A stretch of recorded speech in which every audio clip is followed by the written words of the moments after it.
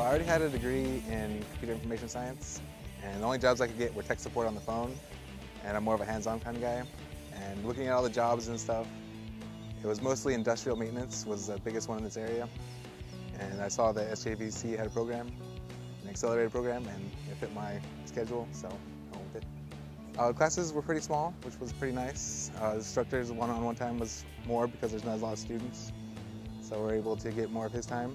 And the students here were really good students. Everyone's really friendly and helpful.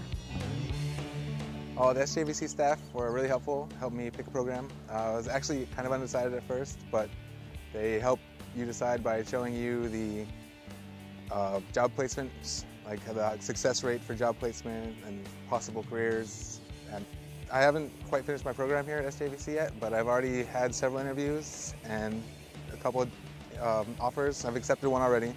I still have a few weeks left of school before I get my certificate, but the staff at the career counselors and the advisors were really helpful, helping me prepare for interviews and get the job.